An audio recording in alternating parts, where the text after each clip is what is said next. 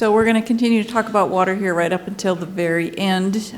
Next is going to be a panel. It's going to be facilitated by Aaron Borisenko with the Department of Environmental Quality.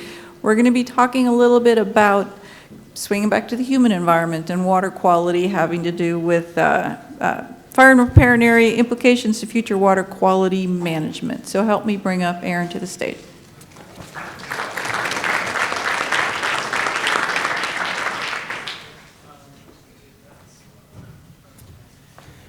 Thank you, Cheryl, and hello, everyone.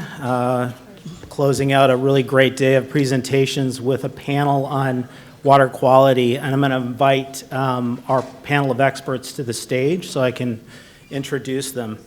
You know, we were thinking about water and the implications of fire on water as the 2020 wildfires really brought home how quickly we need to mobilize and gather information to protect public health, sort of in the short term, and then longer term, some of the studies we've seen on fish and other impacts that happen over time.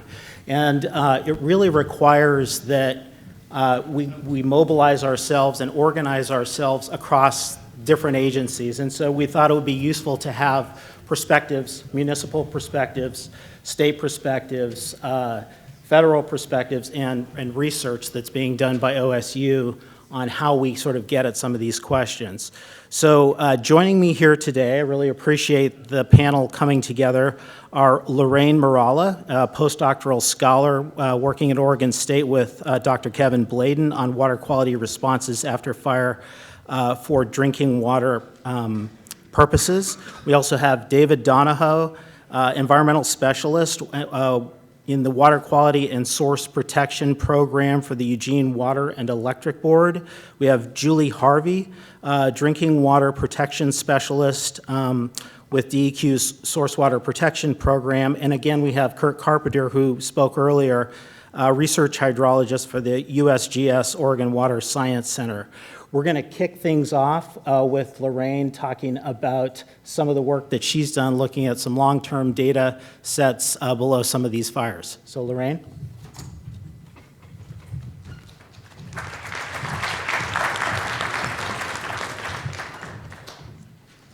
Okay, let's see how this works.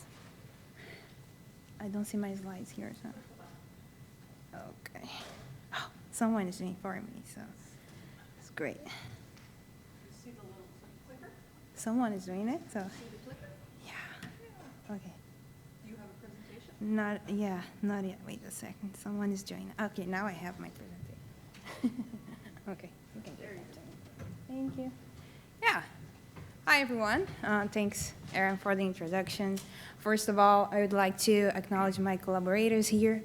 Dr. Kevin Bladen from OSU, Dr. Jenna Compton from the EPA, and Aaron Borisenko, DEQ.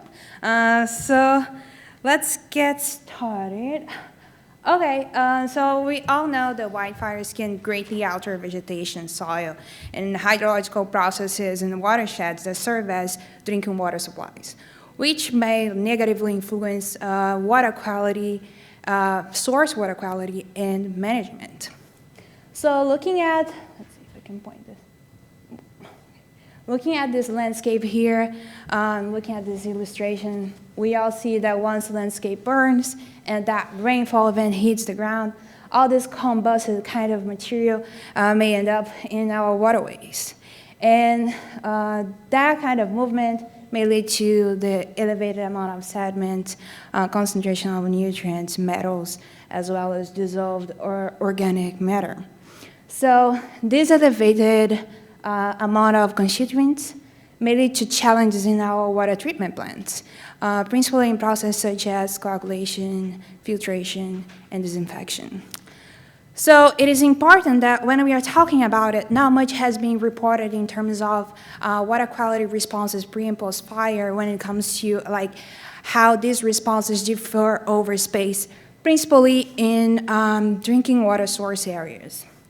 So this is a map of our drinking water source areas and some of those surface water intake infrastructure.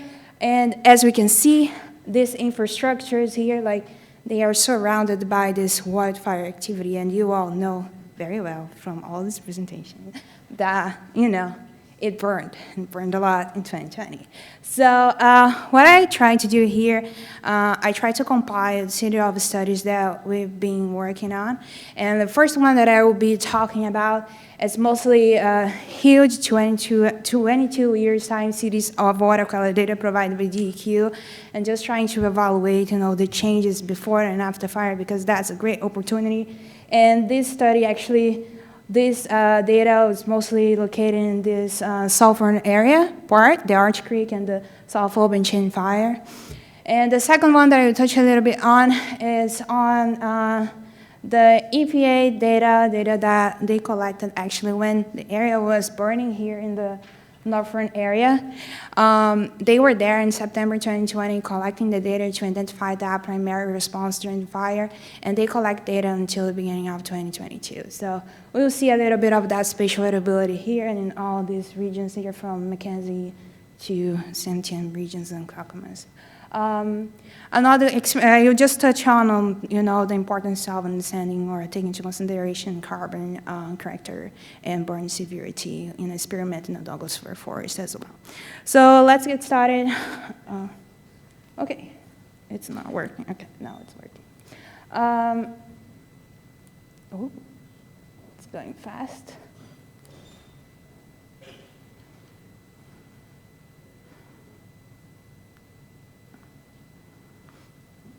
Again. Okay. So for the DEQ sampling sites, here we know we have two very highly forested areas, as you can see from the graph here.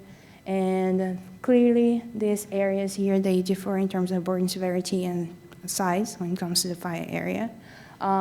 In the map here in red, you can see the sampling site for those, fire regions, as well as some nearby dams and reservoirs that we all know could be impacting flow patterns and such. So I thought we should post that here. So talking about flow, next. Okay, talking about flow, we fortunate enough that we had like a long-term kind of time series with the flow data provided by USGS gauges. So here you can see that flow pattern for these two areas. As you might detect here, since 2018, we have observed that below kind of averaging precipitation and discharge until the fire period in those areas that is still in these first 2 years after fire, we see that below average flow pattern. This is important here because flow is really tied up with the water quality response we're gonna see now. So this is just a simple seasonal average response of pre and post fire in these two regions. So for Arch Creek, which is like the largest and most severe fire event here area, we observed that for nitrogen, we did see a significant increase after the fire during the fall and winter seasons. For organic carbon, we observed a small increase, but not as significant. For phosphorus, we actually observe a significant decrease, and for turbidity, a significant increase during this break season. Now for South Open Chain, the smaller fire region here, we did observe significant increases in nitrogen, also significant increases in organic carbon, and significant increases in turbidity during the winter season. So another way of looking at it is just trying to plot the percent of time that the certain amount of concentration may occur in this environment. So this is an exceedance plot probability just by understanding if a certain value is more likely to occur in a certain period. So the blue line here represents the pre-fire period, and the red dotted line, if you cannot see red, you will know that this is the fire after the fire period. So you can clearly see that if we draw a line horizontally at the 0.1 milligrams per liter here for nitrogen, you see that in the pre-fire period, we had a likelihood of around 2% of chance that getting that 0.1 milligrams per liter concentration. But after the fire, that percent of time that concentration will occur increased to approximately 20%. So that's important when it comes to water treatment and water quality in drinking water sources. So the same pattern we observed here in South Open Chain, even though they have, they differ in burn severity and size. And that also switched from like 1% of chance of getting that concentration in the pre-fire period to approximately 9% of chance. For the phosphorus here, for South Open Chain, the smaller fire area, we did not observe much change, but we did observe a reduction from pre to post-fire for phosphorus.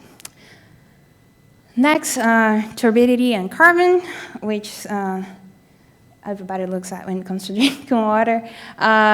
We do have like different types of thresholds when it comes to different water treatment processes, and that's what I'm trying to show here with this table. So depending on the process, the threshold of the levels of turbidity or concentrations of organic carbon matters and may actually generate problems during the phases of the treatment. For turbidity here first, and I put a line here on the 15 NTU, which a threshold for direct and inline filtration. You can see that for both regions, we had a significant change or a change in that likelihood of, this level of turbidity occurring in the system. So here we see that, which before was approximately 5% of chance of having 15 NTU, that probability changed to around 15%. The same occurred here for South Open Chain with a higher magnitude of change, going from approximately 2% to 20%.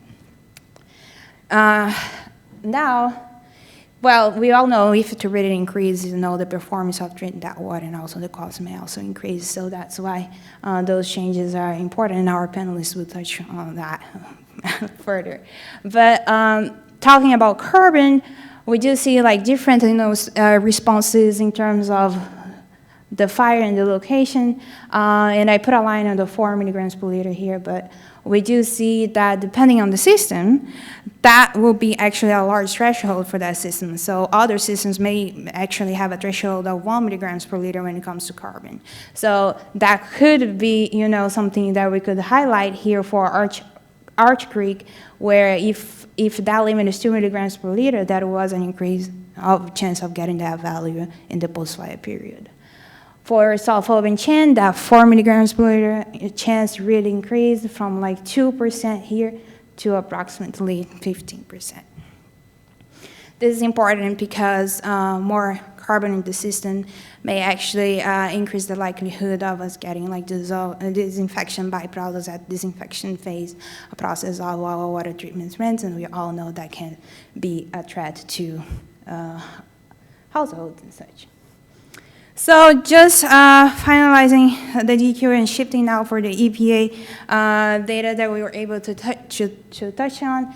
And here's just showing that distribution, spatial distribution of signature in dissolved organic carbon after the fire in the northern areas. And as you can see, there was like significantly different kind of spatial patterns throughout all these stations, and great job EPA collecting all this data during that time. So I do want to point out here just the signatures in the Malala region, as well as the signatures here observed in Mackenzie, which exceed that 4 milligrams per liter that we just point out, and reach approximately 15 milligrams per liter of DOC. So we are trying now to tie up that with the DQ data so that we can have that pre and post-fire scenario and tied up those changes and trends that we might see from those responses. Finally, here is just bringing in the experiment that we developed together with the Pacific Northwest National Laboratory, which investigates, how organic carbon may change with fire severity. And here we do see that when it comes to organic carbon, we also have to take into consideration the carbon corrector, because looking at the DOC concentrations here, we did observe that not much change was actually seen as the fire severity increases. But when it comes to carbon corrector, the SUVA 254 that Ashley mentioned today in her presentation, we do see that that is a significant increase in pattern as fire becomes more severe. So this is important because higher SUVA 254 with bird severity means more automatic carbon, as Ashley mentioned, and that may decrease our potential of treating that water and increasing the cost of treatment. With that, I will stop here and open for the discussion of the panelists, and thank you all. Questions?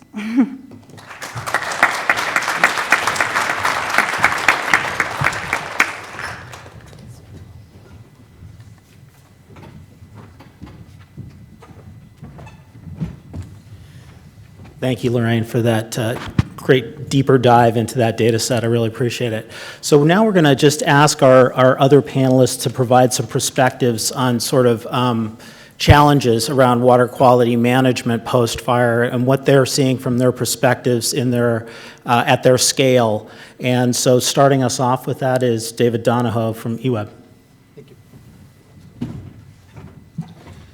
Like Aaron said, my name is David Donahue. I'm an environmental specialist with Eugene Water and Electric Board. I'm part of our water quality and source protection program, and I'm responsible for most of our watershed monitoring efforts, spill response, data analysis. But great to be here. So just a little bit about eWeb, since we've got a pretty broad audience here. eWeb is the largest customer-owned utility in Oregon. Founded in 1911, we serve or provide both water and electricity to about 200,000 folks in the Eugene and surrounding areas. Our drinking water is actually sole source from the McKinsey, so we have just a single source for the time being. We also have hydroelectric facilities in the McKinsey watershed. So I don't have any slides. I'm not going to present any data, but I thought I would use my limited time to kind of cover some of the challenges that we faced and the actions we took and lessons learned immediately following the Holiday Farm Fire.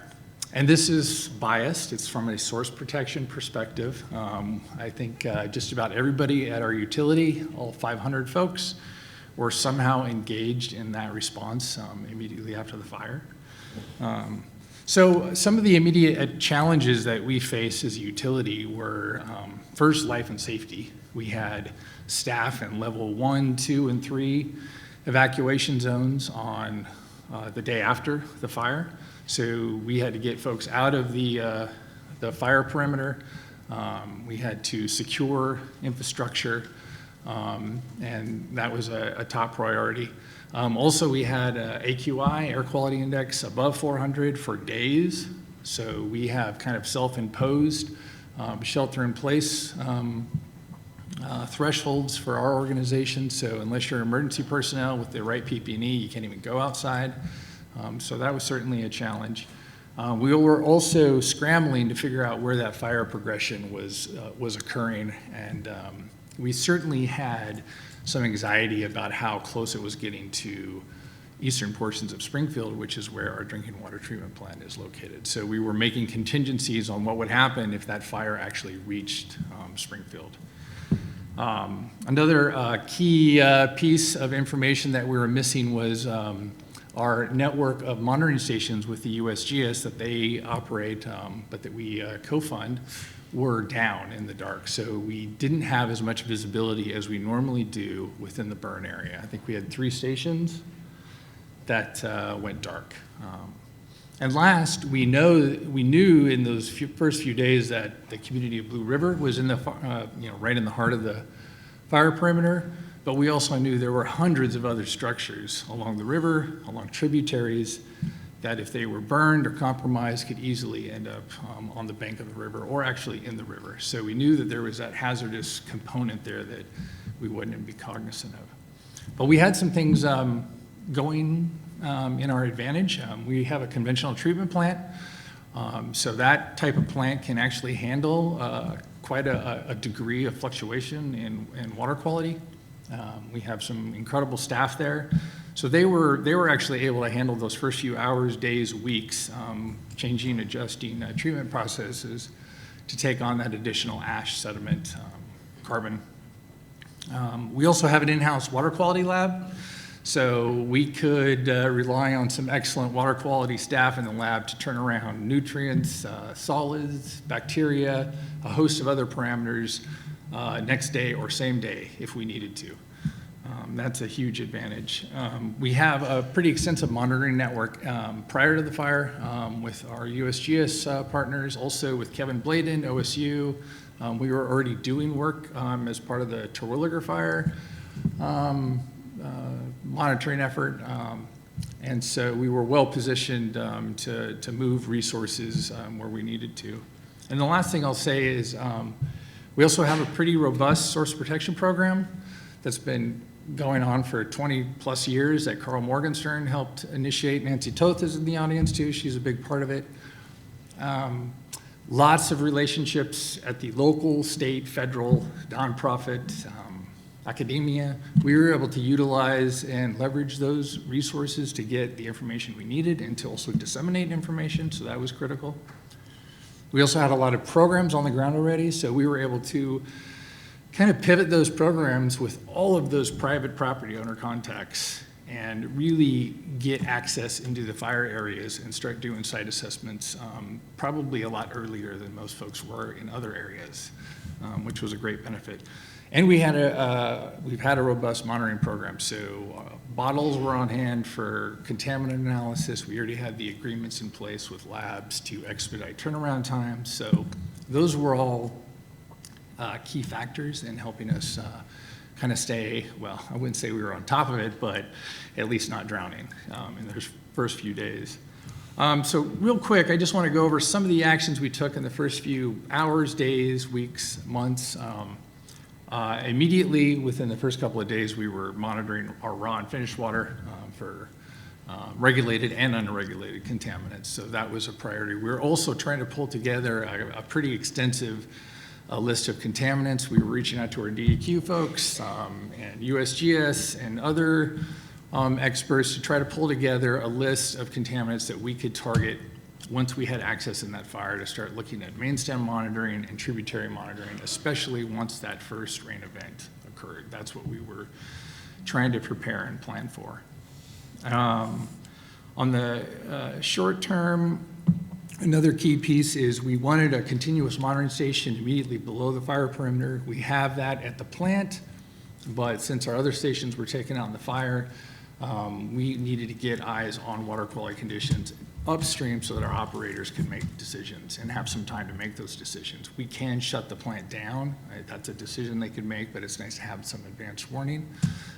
So on the 15th, I demobilized one of our sites, got it on the main stem in Walterville, which gave us some eyes, but our good friends at the USGS the next day pulled the Camp Creek Water Quality Station, had that up and running. So now we had 24/7 eyes on water quality conditions, which was hugely valuable. That includes, FDOM, turbidity, some of the things that plant operators really tune into in these kind of events.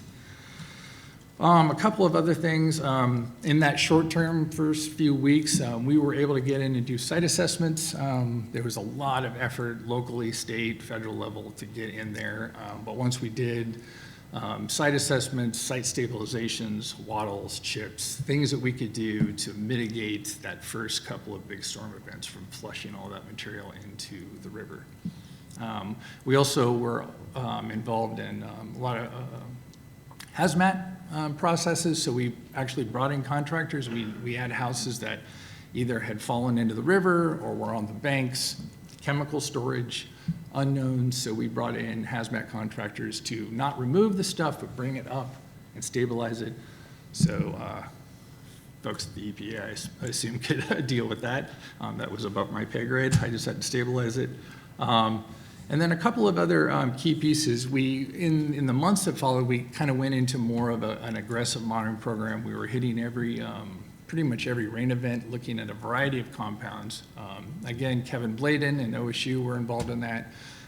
Pacific Northwest National Lab, Allison and Alan were part of that, folks at USGS. So we were aggressively trying to monitor just about every pulse that came through that first winter and continued to do so, mainly on the big storms. Couple other key things. We did expand our monitoring network. We probably have 7 of our own water quality sondes in the Holiday Farm Fire. The USGS has put in stations at Gate and Quartz Creek now just this year. So that gives us a lot of good resolution in that Holiday Farm Fire area and gives the operators that information they need. And the last 3 points I'll make, I know I'm over my 5 minutes, but on the long term, there are a couple of things. We have a really robust restoration and recovery process right now. We have dedicated staff at EWEB, so there's a tremendous amount of work going on right now with private property owners and others replanting, really tackling, a lot of that work that needs to be done in those riparian areas. So there's a huge effort there that I'm actually not as involved with. Nancy is, but I am not. And then the other thing that we took away was water supply resiliency. So being a sole source, we always are trying to think about that worst case scenario, mainly a spill in the river, but this fire really prompted us to tackle getting some additional wells available for emergency water supply, water treatment trailers in the event of a catastrophe, and also we're definitely moving forward on our second source in the main stem alignment, so more to come on that. And I thank you. Yeah. Thank you very much, David, and sorry for the mispronunciation of your last name, David Donahue. And one of the things that I know we heard post-fire was some of the smaller public water facilities not having access to the data that they needed to understand what their treatment options should be and things like that. So standing up those stations quickly after fires was really important to a lot of operators. Next, we have Julie Harvey talking about DEQ's Source Water Protection Program. Excellent. Thanks, Aaron. Thanks to all of you. I'm glad to have a chance to talk about some of the impacts and how we dealt with drinking water systems along with fish, knowing that these fires affected a lot of different beneficial uses. So this is sort of the section on drinking water. We at the state were doing what EWEB was doing on a local level for 46 different public water systems using surface water throughout the state. This is an unprecedented effort that was undertaken just because of the nature of all 5 of these fires affected somebody's drinking water. And somebody is downstream from all of these large fires throughout the area. In addition, we're addressing groundwater systems that were either burned or otherwise affected throughout that area, and their distribution systems produce VOCs when they are burned, and so there was a lot of testing and analysis that went on with that. The Oregon Health Authority has a study up on their website of that work, which is completely separate from sort of the work that we did on the DEQ side. So the initial efforts for the Health Authority and us, but the Health Authority really looked at sort of those vulnerabilities of the public water systems from the physical and the infrastructure perspective. So looking at, do they have a backup supply? How do they handle that organic carbon that we knew was coming down to those systems, and what was the disinfection byproduct risk? What kind of treatment capacity do they have, and operator capacity do they have? It varies a lot among public water systems across the state.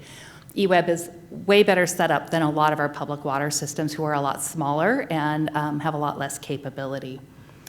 And then population being a minor factor, but then looking at that watershed vulnerability was the part that DEQ sort of took on, using many of the same data sets that you are all using as we move forward. So I'll spring through that pretty quickly. A lot of that got wrapped into the ETART report. So FEMA put together and funded a group of state and federal folks that really pulled this together for drinking water across the state. This is analogous to the work that's done on federal lands, but it really focused on the private lands that are downstream, and with one of the first erosion threat assessment and reduction team projects that was done specifically for drinking water. So we were sort of breaking ground here in pulling all that information together.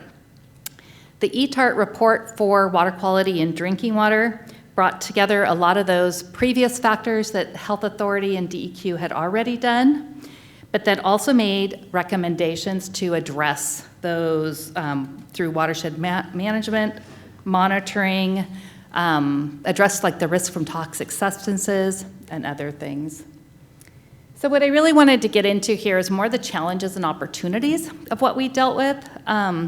A large portion of that burned area was on private lands, especially in the lower basin, so that increased stakeholder, communication as we sort of dealt with these issues for drinking water as that beneficial use. Definitely water quality and social challenges, but there's also ecological opportunity. One of the examples of that is on the Bear Creek drainage, which is a tributary to the Rogue. The Alameda fire burned all of the invasives through that corridor. It allowed a chance to reset and try to figure out sort of what's next for that area.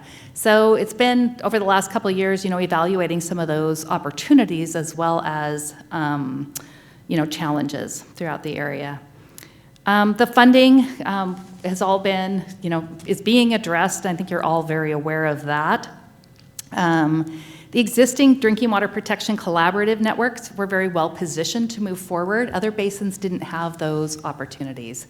So the Mackenzie, the Clackamas were in a good shape because they have that source water protection ingrained into their operating procedures, whereas other water systems don't have that. So we were trying to really help them with their capacity to both collect that water quality data and move forward on the response.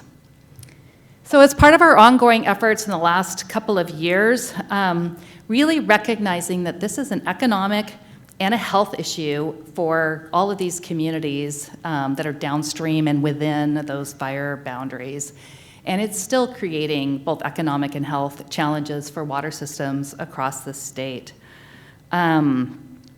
Recognizing that we need to expand and enhance that monitoring data, and the presentations and the information that you guys have provided today has been just invaluable, and I think will really lead towards enhanced recovery and analysis for building resilience within those drinking water systems. We've provided some funding for monitoring on some of these rivers, specifically to the drinking water systems and evaluating those uses. Many of the water systems, those do still have post-treatment post-wildfire treatment issues. Just recently, that same area of Bear Creek, in rains over the December of 2022, it eroded 2 feet of stream from the banks, sent a turbidity slug towards the drinking water plants at Gold Hill, Rogue River, and Grants Pass that were very difficult to manage for them. So we're definitely seeing impacts still and ongoing, and working with those. There's also the concern and the frequency, about the frequency and the intensity of landslides or debris flows. The work that DGAMI, Department of Geology and Mineral Resources, is doing on that is going to be very helpful in these communities to anticipate and model what the risks are so that they can look at it from a life and safety perspective. But then what we want to do is take that data and use it to evaluate the downstream effects to both fish and drinking water as those beneficial uses. And then we know that we need to support our partners through grants. There's the OWEB grants. The Drinking Water Providers Partnership is a federal-state partnership that has funding available for work in drinking water source areas that also impact fish. And then our drinking water source protection funds are available to public water suppliers to help with some of the monitoring and ongoing needs that are out there. And then I think last but not least, we just want to make sure we ensure that adequate assistance for disadvantaged communities and really small water systems that don't have the capacity that others do.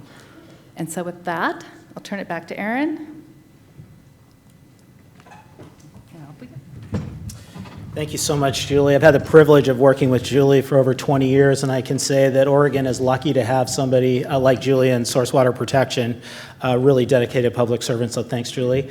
Last, I want to introduce Kurt Carpenter to give a perspective on the work he's done, and I should say before the wildfire science team even formed, Kurt was very proactive in bringing together interested parties where these fires had occurred, specifically in the Sandy Am drainage, to start organizing ourselves around the questions that we had around water quality impacts And Kurt was instrumental in bringing that group together. And I think the wildfire science team is really kind of almost an outcropping of some of his initial work. Yeah, thank you, Aaron, and congratulations on your new retirement. Can't let that go by. So yeah, as had mentioned earlier in my talk, I've been working with the different drinking water providers in the Clackamas, the Santam, and the Mackenzie, standing up these different water quality monitors, doing different studies to look at source water protection. And of course, when the fires kind of were brewing, it was, we were right on the phone pretty quick, trying to figure out, what our next steps were. Of course, in the Mackenzie, we had 3 monitors that burned. The transmission stopped, I should say. The fire passed over the monitors. The monitors kept collecting data, which was actually pretty interesting.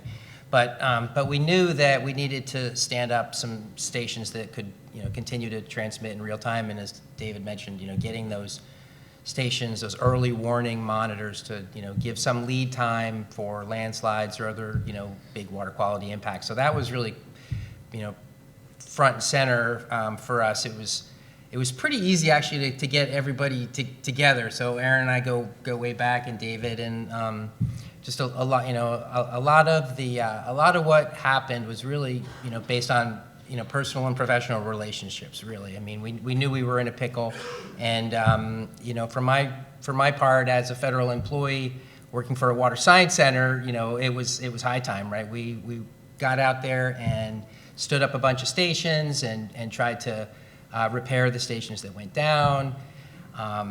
There's a lot of challenges to going out and sampling. Of course, we had all the smoke, and a lot of folks weren't, red card certified, and we just couldn't really get out onto the ground for a little while. So I think some of the points made during the conference here about facilitating that process, because I think it was like first or second meeting of we called the Cascade collaboration team, Cascade Fire Collaboration. We really needed to think about, okay, well, today it's fire, what's next? So it was, sort of bringing everybody together, largely focused initially in the Willamette Valley, but we realized that, of course, these fires had taken place down in the Umpqua and the Rogue and other areas as well. So, really tried to engage our national water mission area program managers that had already started to do a wildfire study. And so, of course, it was very easy to add the 4 stations that I showed in my talk that included the Clackamas, the Santam, the Mackenzie, and the North Umpqua. And so part of our goal in this post-fire era now is to use the continuous data to develop surrogate models to be able to predict suspended sediment concentrations and dissolved organic carbon concentrations from the continuous data that we collect on turbidity and FDOM, the fluorescing dissolved organic matter, which are probably 2 of the main important parameters for the drinking water. And so that process has continued. We're collecting samples. It's I don't know why, but the storms in Oregon always seem to happen on the weekends or in the middle of the night. And actually, on the last big storm that we had to call off crews going up into the Clackamas because of the slides that were reported up there. And actually, we had one of our staff up in Fish Creek, and the hill slope started to, she could hear the gravels coming down, and she got nervous, and she got out of there.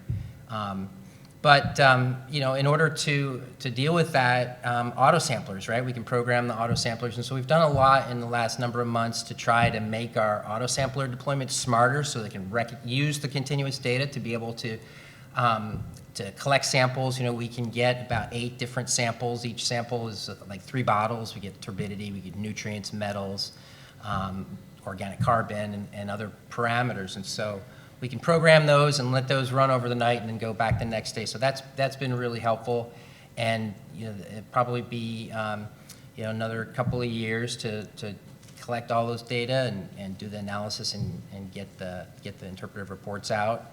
But it's really been really a full team effort here. Obviously I'm just one person within our own center. We had lots of different efforts in geomorphology and remote sensing, working with other federal and state partners and drinking water providers to just collect the data that we thought was going to be necessary to be prepared for the next one, to be able to respond to slides or other kinds of changes in water quality that include harmful algal blooms, as I had talked about earlier. So, you know, these fires have really caused some major changes to drinking water. I think we've only seen the initial phase of this. Of course, the nitrogen and the phosphorus and the organic carbon is sort of the first phase. But as we've seen with the tree mortality and all the details on the roots, it might take a little time before we start to see major, mass movement of soil. And I think that's going to be when we're really going to need these monitoring stations. And then the science that all of you bring to the table to be able to respond to these in the future. So really appreciate being part of the panel here, Aaron and everybody. So. Thank you, Kurt. Thanks to all of our panel members today. We really don't have time for questions, but I'm sure they'll be around, hanging around the lobby. So if you have any questions, feel free to ask them. And thank you for attending. I just want to say, too, before we leave, maybe some of you won't be back tomorrow. This event really wouldn't have happened without Cheryl Friesen and Sarah Wall's really hard work bringing us all together. So round of applause for them.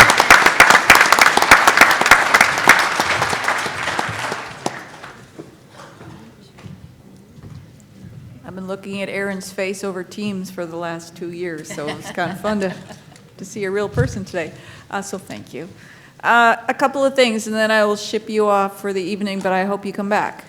So at 7 o'clock tonight is a special event. I hope you come back. It's a photographic tour of post-fire environments by a world-renowned photographer. He will be giving away 24 of his books free to the first 24 people who show up, so I hope you do join us.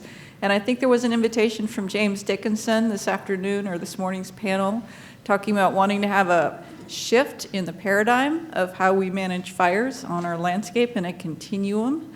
If you want to be a part of a little discussion group to continue that, that's at 6:30. So I invite you to go get something to eat and then come back. Or if you don't want to come back, that's okay. I can understand that. It's been a very long day. We will be live streaming the photographic essay tonight as well at 7, same YouTube channel. So I think it's the same YouTube channel, right? Yep, thumbs up back there. So hope to see most of you tomorrow morning. There will be a whole morning full of soils and soil and debris movements in post-fire landscapes. So have a good evening, everybody. Thank you, guys. Thank you, Cheryl.